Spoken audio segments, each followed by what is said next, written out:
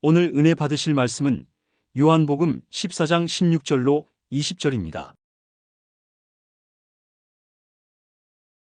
내가 아버지께 구하겠으니 그가 또 다른 보혜사를 너희에게 주사 영원토록 너희와 함께 있게 하시리니 저는 진리의 영이라 세상은 능히 저를 받지 못하나니 이는 저를 보지도 못하고 알지도 못함이라. 그러나 너희는 저를 아나니 저는 너희와 함께 거하심이요 또 너희 속에 계시겠음이라. 내가 너희를 고아와 같이 버려두지 아니하고 너희에게로 오리라.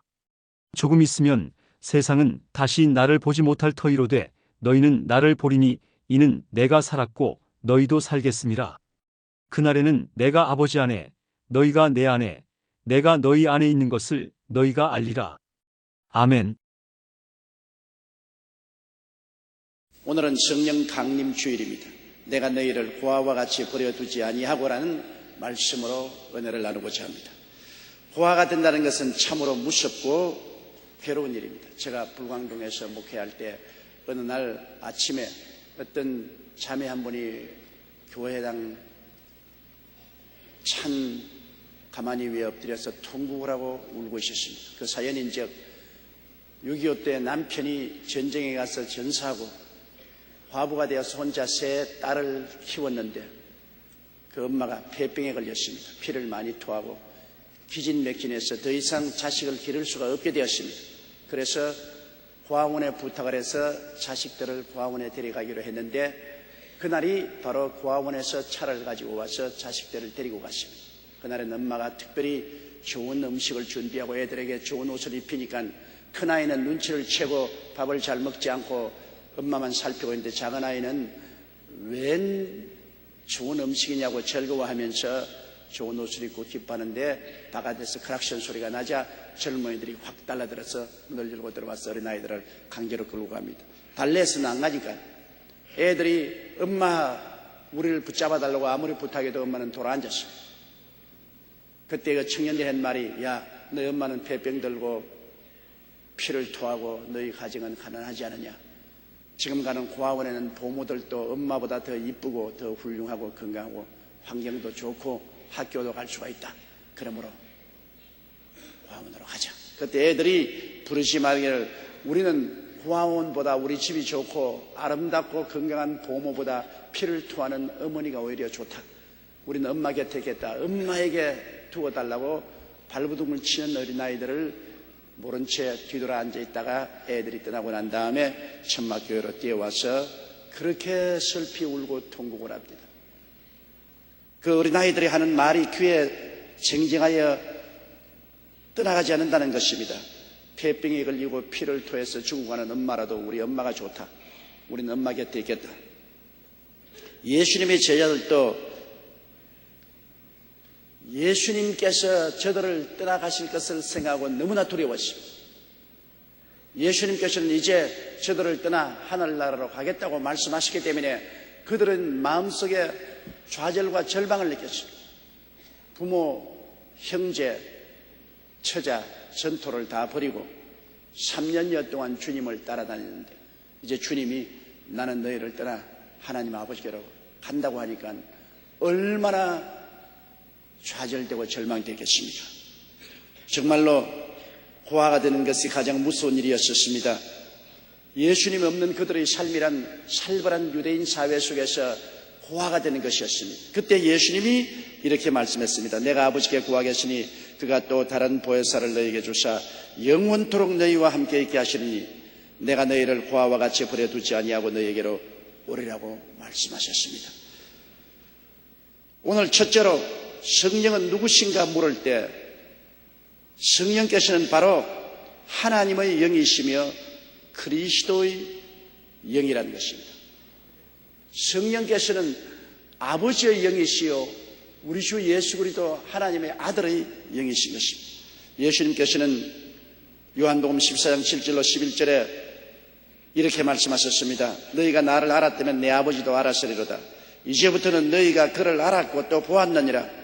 빌립이 가로되 주여 우리 아버지를 우리에게 보여주옵소서. 그리하면 좋아하겠나이다. 예수께서 가라사대 빌리바 내가 이렇게 오래 너희와 함께 있을 때 내가 나를 알지 못하느냐.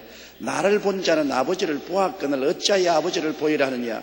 나는 아버지 안에 있고 아버지는 내 안에 계신 것을 내가 믿지 아니하느냐.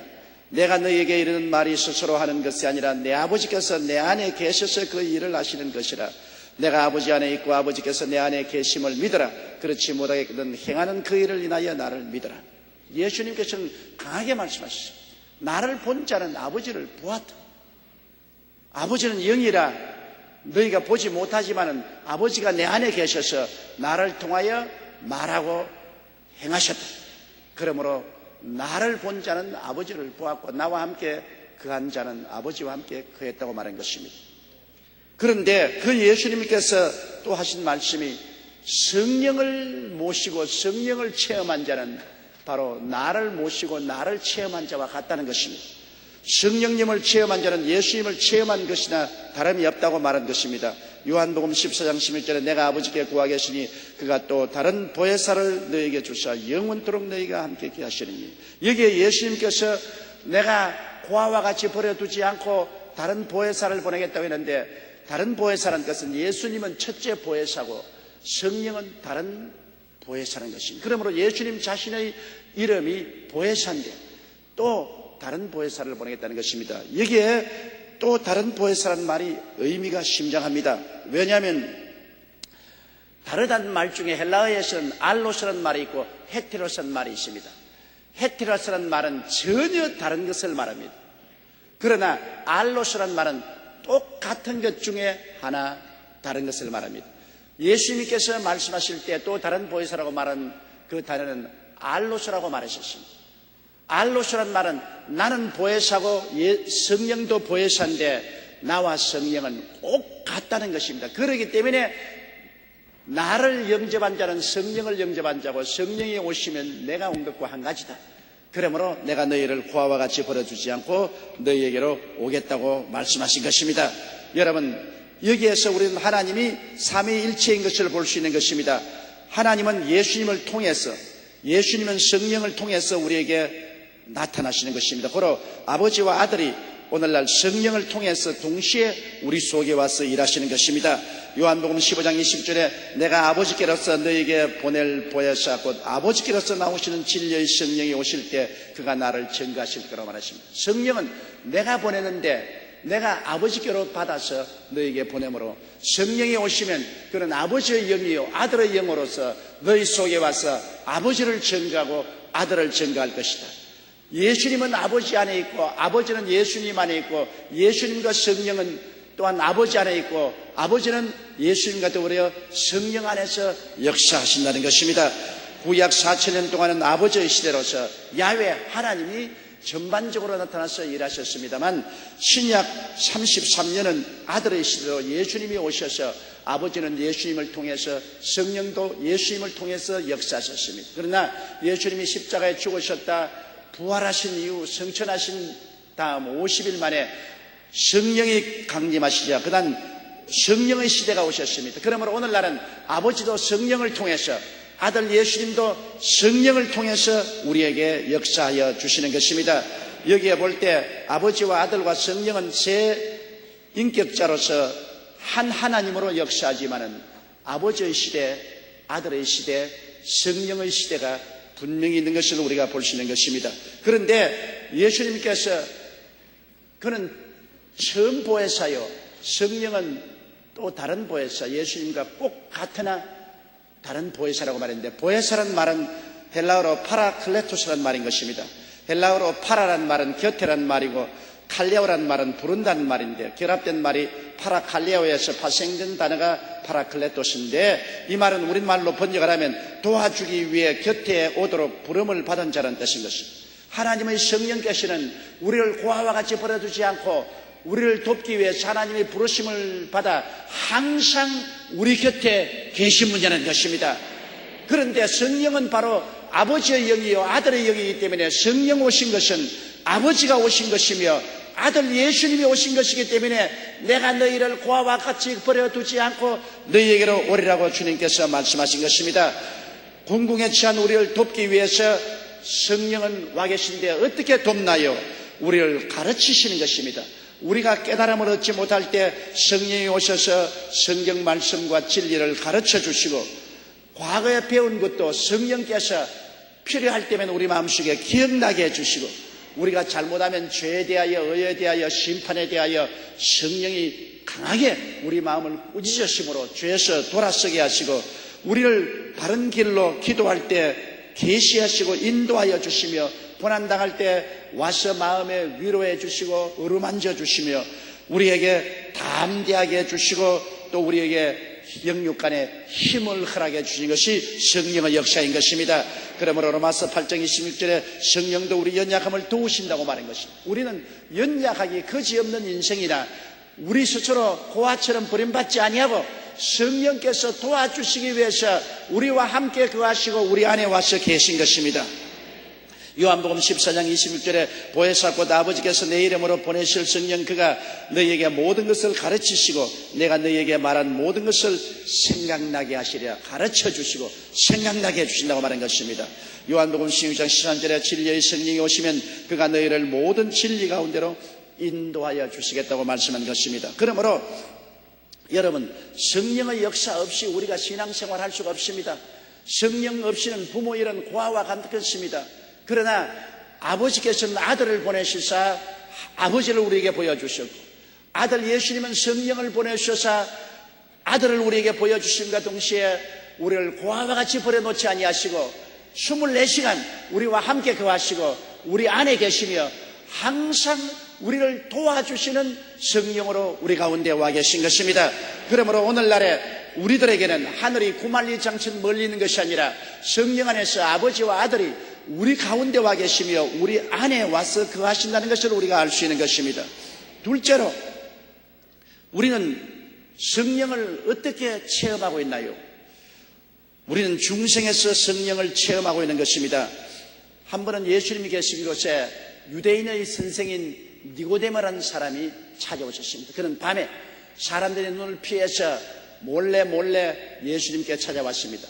그날에는 달이 밝고 그리고 바람이 많이 부는 날로서 예수님이 계신 집 주위에 나무가 바람에 날리고 있었습니다. 그런데 니고데모가 예수님께 찾아와서 말했습니다.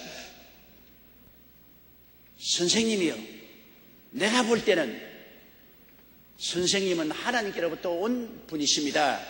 그렇지 않고야 이런 위대한 기적을 행하실 수가 있겠습니까? 그러니까 예수님께서 니고데모에게 말씀하기를, 내가 진실로 내게 이르노니 사람이 거듭나지 아니하면 하나님 나라를 볼 수 없느니라.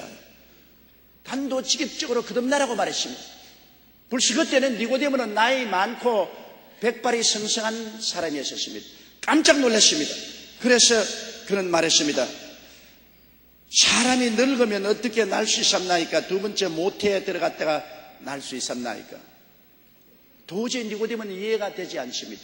그때 예수께서 대답하실 때 진실로 내게 이르노니 사람이 물과 성령으로 나지 아니하면 하나님 나라에 들어갈 수 없느니라. 육으로 난 것은 육이요 성령으로 난 것은 영이니 내가 내게 거듭나야 하겠다는 말을 기이 여기지 마라. 그때 예수님 말씀하기를, 육으로 난 것은 끝까지 육이다. 부정 모혈로 태어난 인간은 아담과 하와의 자신으로 영이 죽은 육인데, 육으로 난 사람은 아무리 공부를 많이 하면 공부 많이 한 육이요, 종교를 가지면 종교를 가진 육이요, 수양과 도덕을 많이 닦았으면 수양과 도덕을 많이 닦은 육이지, 육은 육이지 육이 영으로 변화되지 않는다는 것입니다. 그러나 물과 성령으로 거듭나면 영으로 변화된다는 것입니다. 그러면 어떻게 성령으로 거듭날 수 있다는 말인 것입니까? 여러분, 물이라는 것은 회개를 의미하는 것입니다. 물로 씻어 깨끗함을 받지 않습니까? 성령이 오셔서 우리를 의지하시면 우리가 죄를 회개하고 통회하고 자복하고 성령이 우리 마음속에 예수 그리스도를 계시하여 주신다는 것입니다. 여러분, 우리가 예수 믿게 된 것은 우리가 지혜가 많아 믿은 것도 아니고 우리가 학식이 많아 믿은 것도 아닙니다. 우리의 마음속에 불가항력적으로 하나님의 성령이 예수가 구주인 것을 깨닫게 해주셨기 때문에 믿게 된 것입니다. 우리가 알아서 믿은 것이 아닙니다. 성령이 마음속에 예수가 그리스도인 것을 계시해 주셨기 때문에 우리는 불가항력적으로 성령께 끌려서 예수를 믿게 된 것입니다. 그러므로 성령의 비추심을 받아 회개하고 예수가 그리스도인 것을 우리가 알고 믿고 받아들이게 되면 거듭나게 되는 것입니다. 왜냐하면 성령의 계시로 예수님을 주와 그리스도로 깨닫고 모시게 되면 그리스도 영인 영생의 영 성령이 우리 속에 와서 거하시는 것입니다. 그래서 우리는 육의 사람이 변하여서 신령한 사람이 되는 것입니다.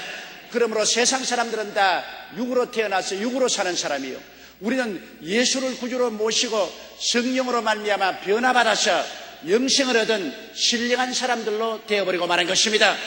똑같은 사람이지만은 생명의 질이 다릅니다. 세상 사람은 영이 죽었고 우리들은 예수로 말미암아 영이 살아났습니다. 세상 사람은 푸쉽게 혼의 생명만 가지고 있고 우리는 조의 영의 영생을 가지고 있는 것입니다. 생명의 질이 다릅니다. 육에 속한 사람은 육으로 살다가 육이 죽으면 영원한 지옥으로 버림을 당하고, 영으로 태어난 사람은 신령하게 살다가 육이 무너지면 영원한 영광의 집, 영의 아버지 되시는 하나님이 계신 곳으로 우리가 들어가게 되는 것입니다. 그렇기 때문에 고린도전서 3장 16절에 너희가 하나님의 성전인 것과 하나님의 성령이 너희 안에 거하시는 것을 알지 못하느뇨. 성령이 우리 안에 와서 거하시는 것이 우리가 거듭나서 신령한 사람들이 된 것입니다. 우리는 모두 다 세상으로 태어나지 않고 예수를 믿어서 하나님께로 태어났습니다. 요한복음 1장 12절 13절에 영접하는 자 곧 그 이름을 믿는 자들에게는 하나님의 자녀가 되는 권세를 주었으니 이는 혈통으로나 육정으로 사람의 뜻으로 나지 않고 아버지께로서 난 자들이니라. 저는 조씨 가문에 태어났는데 조씨 혈통으로 제가 거듭난 것 아닙니다. 그리고 또 아버지 어머니를 통해서 내가 거듭난 것 아닙니다. 내가 거듭난 것은 하나님 아버지를 통해서 예수 믿음으로 성령이 나를 다시 태어나게 만들어 주신 것입니다. 그렇기 때문에 하나님을 향하여 아바 아버지라고 부릅니다. 육으로 태어난 사람은 하나님을 알지 못하기 때문에 하나님을 아바 아버지라 부르지 않습니다. 영으로 태어난 사람은 하나님의 자녀가 되고 하나님을 알므로 하나님을 아바 아버지라고 부르게 된 것입니다. 그리고 우리가 성령을 모시고 거듭나서 영생을 얻었으면 그 다음 또 권능으로서 성령을 체험하게 되는 것입니다. 여러분, 한 여성이 처음 결혼하면 아내가 되는 것입니다. 그러나 아내로서 남아있습니까? 아닙니다.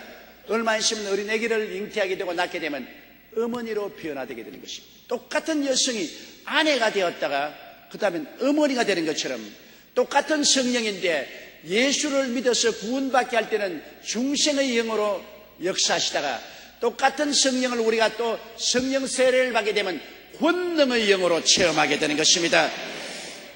사도행전 1장 4절로 5절에 보면 사도가 같이 모이사 저에게 분부하여 가라사대 예루살렘을 떠나지 말고 내게 들은 바 아버지의 약속하신 것을 기다리라. 요한은 물로 세례를 베풀었으나 너희는 몇 날이 못되어 성령으로 세례를 받으리라. 예수님의 제자들이 예수님이 부활하신 이후에 주님이 동분서주하면서 40일 동안 그리스도의 제자들을 불러 모았었습니다. 그리고 그들을 데리고 감람산에 가서 축복하시고 성천하셨습니다. 그리스도의 성천한 것을 본 한 500여 명의 제자들인데 그 중에 약 120여 명이 마가 요한의 집에 와서 그 다락방에서 한 열흘 동안 열심히 기도하다가 성령의 충만한 세례를 받게 된 것입니다. 사도행전 1장 8절에 예수께서 말씀하기를 오직 성령이 너희에게 마시면 너희가 권능을 받고 예루살렘과 온 유대와 사마리아와 땅끝까지 이르러 나의 증인이 되리라. 우리가 예수를 믿고 구원은 받았으나 증인이 되기 위해서는 권능을 받아야 됩니다.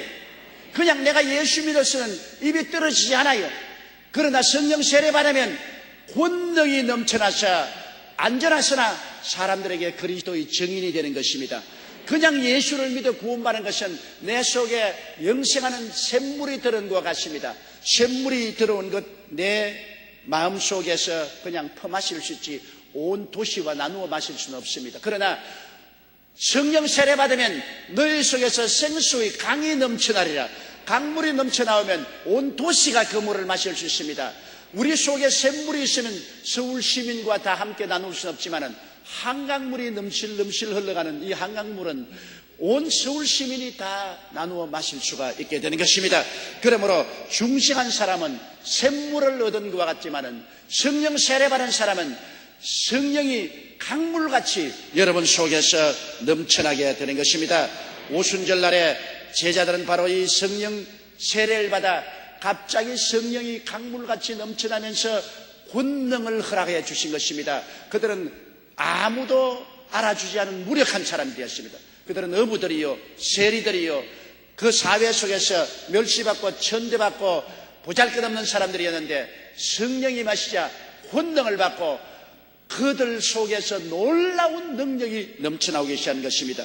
사도행전 2장 1절로 4절에 보면 오순절 날이 이미 이르매 저희가 다 같이 한 곳에 모였더니 호련히 하늘로부터 급하고 강한 바람 같은 소리가 있어 저희 앉은 온 집에 가득하며 불의 휘같이 갈라지는 것이 저희에게 보여 각 사람 위에 임하여 있더니 저희가 다 성령의 충만함을 받고 성령이 말하게 하심을 따라 다른 방언으로 말하기를 시작하더라고 말한 것입니다. 그래서 그들이 성령을 충만히 받자 그렇게 무서워서 벌벌 떨며 밖으로 못 나간 그들이 문을 박차고 나와서 복음을 전가하며 베드로의 설교를 듣고 하루에 3,000명이 회개하고 그날은 미문가의 안전뱅이를 예수 이름으로 일으키고 난 다음에 복음을 전하며 5,000명이 회개하고 들어오고 예루살렘에 예수 그리스도의 복음이 충만하게 된 것입니다. 보잘것없이 겁쟁이들 그들이 성령을 받자 놀라운 권능이 생겨나게 된 것입니다. 그러면 제자들만 성령 세례 받았나요? 아니요. 주 30년에 성령의 역사가 예루살렘에서 일어났는데 4년이 지난 후에 주 34년경에 바로 사마리아인들이 성령을 받게 됐습니다. 빌립이 사마리아에 가서 복음을 전가하며 많은 사람들이 그 복음을 듣고 귀신이 쫓겨나가고 안진뱅이와 절름발이가 낫고 기쁨이 충만했습니다. 그런데 거기에 요술쟁이 시몬이라는 사람이 큰 요술을 해서 많은 사람을 미혹하다가 빌립의 사역을 보고 너무 심취해서 따라다니며 자기도 회개하고 세례를 받고 따라다녔는데 그러나 빌립의 선교를 통해서 구원받고 귀신 쫓겨나가고 병은 나았지만은 성령 세례받은 사람이 없어요. 사마리아에 크게 부흥이 일어났다는 말을 듣고 예루살렘에서 베드로와 요한이 사마리아에 내려와서 그들에게 안수하며 그들이 성령을 받았습니다. 그러니 요술쟁이 시몬이 베드로에게 와서 내 돈 줄 테니까 나도 그런 권능을 주어서 안수할 때마다 성령 받게 해주십시오. 그러다가 베드로에게 혼이 났습니다. 야 이놈아 하나님의 선물을 돈 주고 살 줄 아냐고 혼비백산했습니다. 그런데 이 요술쟁이가 빌립이 데리면서 귀신 쫓아낸 것 보고도 돈 주고 그 권능 달라고 안 했습니다. 수많은 안진뱅이와 절름발이가 낫는 것을 보고도 돈 주고서 그 권능 달라고 안 했습니다. 그러나 베드로와 요한이 안수함에 성령 받는 것 보고는 돈 주고서 그 권능을 달라고 했었습니다. 성령을 받을 때 가만하고 조용히 받았으면 뭘 돈 주고 받으려고 할 택이 없잖아요.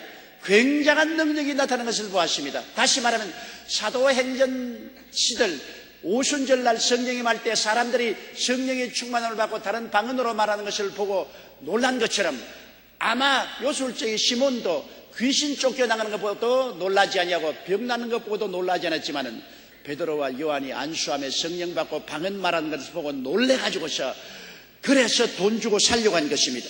이러므로 성령을 받은 사람은 성령 받은 결과로 외적 표정으로서 그들은 방언을 말했었습니다. 그 세월이 지나고 난 다음에 오순절날 이후 7년이 지났습니다. 주 37년경에 고넬료의 가정에 성령이 임했습니다. 고넬료는 바로 이탈리아 사람입니다.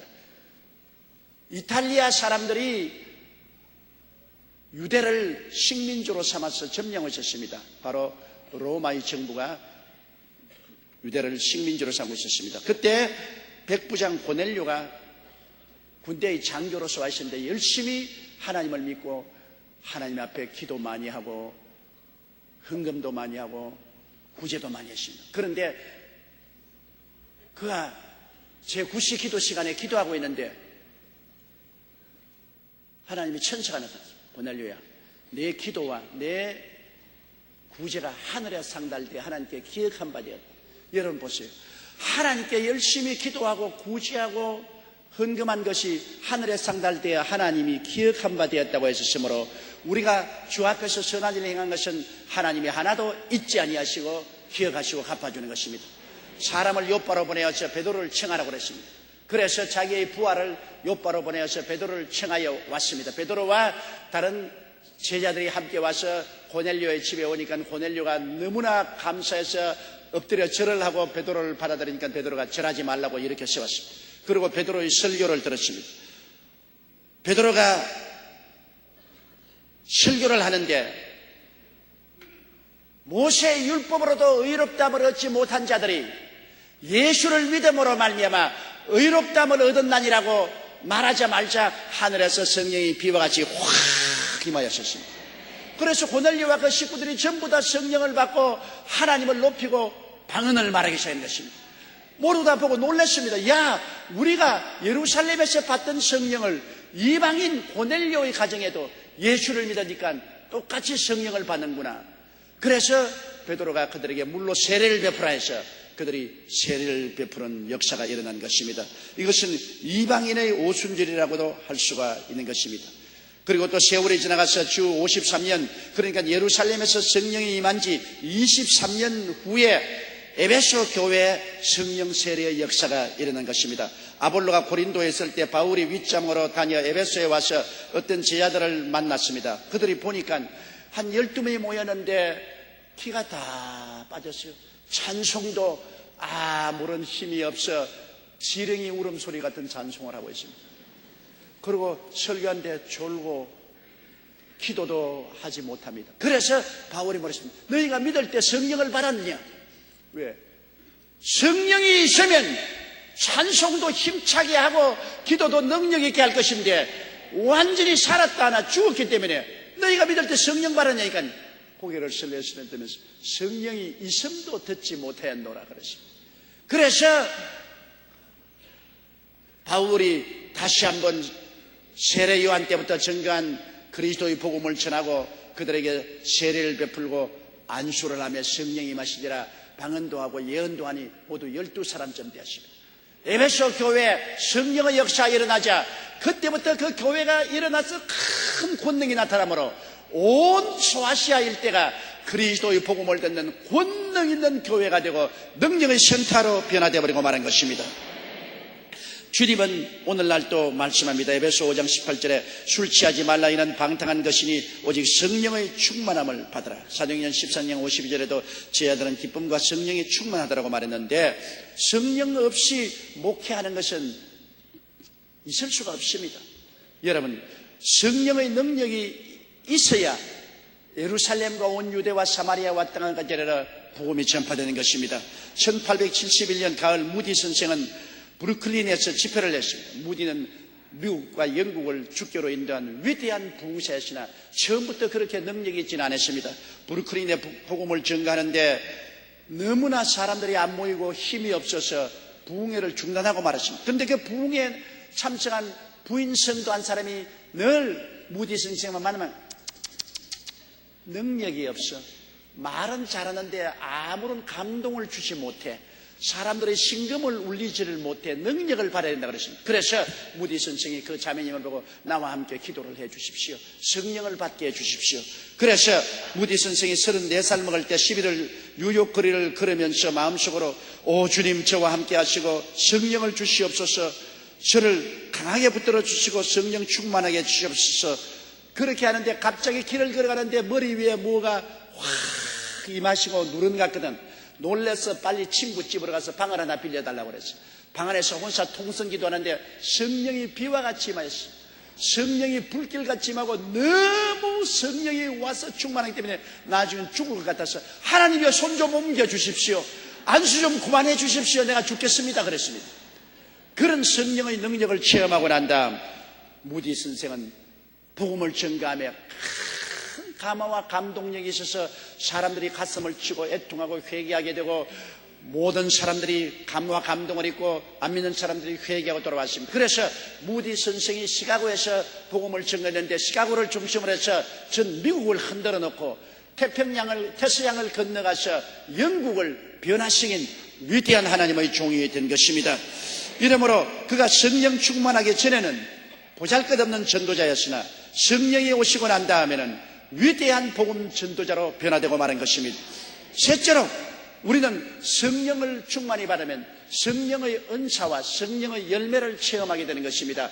성령이 우리에게 충만히 임하면 성령을 통해서 놀라운 하나님의 은사가 우리 생애 속에 나타나게 되는 것입니다. 고린도전서 12장 8절로 11절에 보면 어떤 이에게는 성령으로 말미암아 지혜의 말씀을, 어떤 이에게는 같은 성령을 따라 지식의 말씀을, 다른 이에게는 같은 성령으로 믿음을, 어떤 이에게는 한 성령으로 병 고치는 은사를, 어떤 이에게는 능력 행함을, 어떤 이에게는 예언함을, 어떤 이에게는 영들 분별함을, 다른 이에게는 각종 방언 말함을, 어떤 이에게는 방언을 통역함을 주시나니 이 모든 일은 각 성령이 행하사 그 뜻대로 각 사람에게 나누어 주시나니라. 여러분, 성령이 오시면 하나님 성령은 각자의 그 특질을 따라서 성령의 전한대로 은사를 주시죠. 하나님께서는 어떠한 사람에게는 필요한 지혜의 말씀을 주셔서 문제를 해결하게 해주시고, 어떠한 사람은 감추인 것을 깨닫게 해주시는 지식의 말씀을, 모르는 것을 알게 해주시고, 다른 사람은 성령의 역사와 마귀의 역사를 분별한 영분별 은사도 주시고, 어떠한 사람에게는 방언, 은사의 방언, 어떤 사람은 통역하게 하시고, 어떤 사람은 예언도 주시고, 어떠한 사람에게는 병 고치는 은사도 주시고, 또 기적을 행하는 은사도 주시고, 믿음의 은사도 주시고, 그런 은사를 주시고, 또 다른 사람들에게는 교회에서 역사하는 은혜를 주십니다. 그것은 로마서 12장 6절로 8절에 우리에게 주시는 은혜대로 받은 바 은사가 각다르니 혹 예언이면 믿음의 분수대로, 섬기는 일이면 섬기는 일로, 가르치는 자면 가르치는 일로, 구원하는 자는 구원하는 일로, 구제하는 자는 성실함으로, 다스리는 자는 부지런함으로, 긍휼을 베푸는 자는 즐거움으로 할 것이라. 이러한 직분도 하나님의 성령이 우리에게 은사로 주시는 것입니다. 성령의 은사가 주시면 기발한 일이 일어나요. 미국의 카네이션 밀크 회사는 세계적인 밀크 회사입니다. 카네이션 밀크 회사는 밀크만 파는 것이 아니라 온갖 종합적인 물건을 만들어 파는 회사인데, 그 부사장이 저와 굉장히 가까운 분이었습니다. 하나님의 성에 신자였고 성령에 충만한 분이었는데, 그분이 하루 새벽 기도를 하는데 갑자기 성령이 그 마음속에 지혜를 주시고 지식의 연차를 주셨어요. 뭐라고 말하냐면, 얼마 있지 않냐면 달러가 절하가 될 것이고 독일의 마르크화가 비싸질 것이니 빨리 모든 달러를 다 청산해서 독일 마르크화를 사라. 기도하는데 성령이 그렇게 말해요. 그래서 그는 사무실에 와서 전 세계 지회사에 연락을 했습니다. 달러화를 다 팔고 마르크화로 바꾸라. 그러니까 지회사에서 전부 다 이거 우리 부사장 돌았지 않느냐, 갑자기 왜 달러를 다 팔고 마르크화로 바꾸라냐 소동해도, 그러나 부사장의 명령이라 다 달러를 팔고 마르크화로 바꾸었습니다. 그런데 한 열흘이 지나고 난 다음에 닉슨 대통령이 달러화를 절하시겠습니다. 가치를 낮춰버리십니다. 그리고 마르크화는 높아졌습니다. 그러니 달러화가 가치가 떨어지고 마르크화는 높아졌잖아요. 달러로서 마르크를 사놨으니까 막 앉아서 돈이 쏟아지게 되었습니다. 아예 호방이 능물째 떨어졌어요. 그러니까 온 회사 사원들이 다 우리 부사장님 천재다, 어떻게 이것을 알았느냐. 그리고 미국 FBI의 조사도 받았습니다. 혹시 닉슨 대통령하고 속이 통한 거 아닌가? 달러를 절하기 열흘 전에 어떻게 달러 절할 줄 알고 달러를 다 팔아서 마르크화를 사느냐, 그런 의심까지 받은 적이 있습니다. 그러나 닉슨 대통령과 통한 게 아니라 닉슨 대통령의 마음을 꿰뚫어 보고 있는 성령과 통했던 것입니다.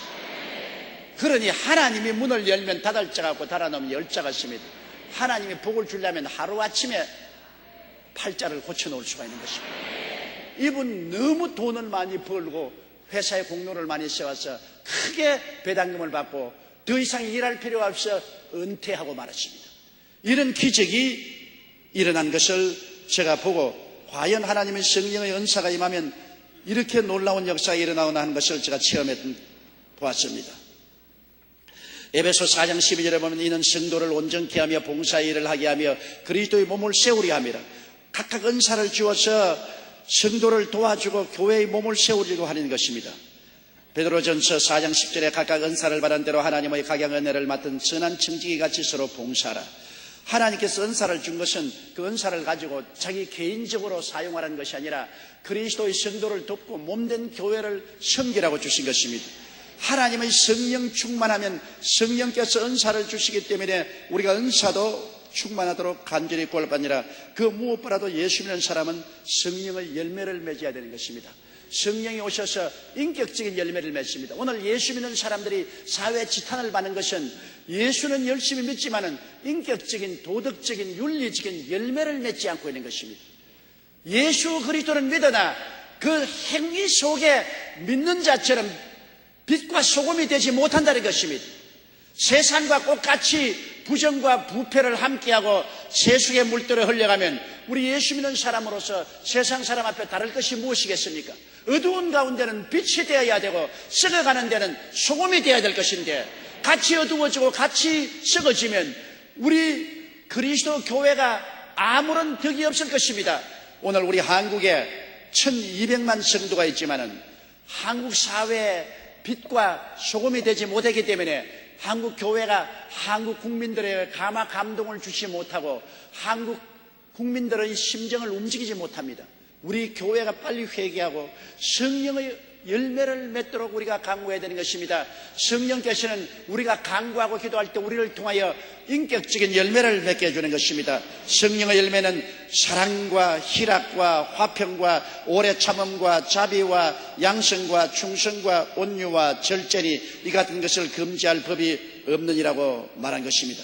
여러분, 이런 역사는 성령이 오셔서 우리의 인격적인 변화를 갖다 주고 인격적인 열매를 맺게 해주는 것입니다.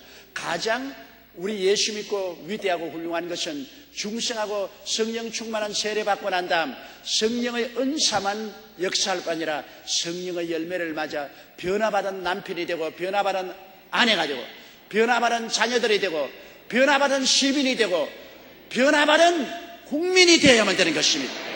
예수 믿는 사람이 사람들 앞에서 이런 열매가 나타나야 사람들이 보고 예수님이 살아계시는구나, 참으로 하나님의 위대한 능력이 임하였구나 하고 감화 감동받을 수가 있는 것입니다.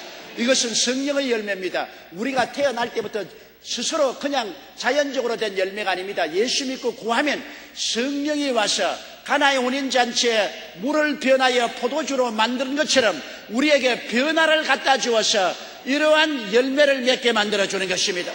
우리는 성령으로 말미암아 변화받아야만 되는 것입니다. 변화받지 않으면 안 돼요. 우리는 매일매일 영광에서 영광으로 변화를 받아야 하나님께 영광이 되고 온 세계에 빛이 될 수가 있는 것입니다. 오순절 이후 오늘날 성령님의 역사는 계속하고 있습니다. 지금은 성령의 시대입니다.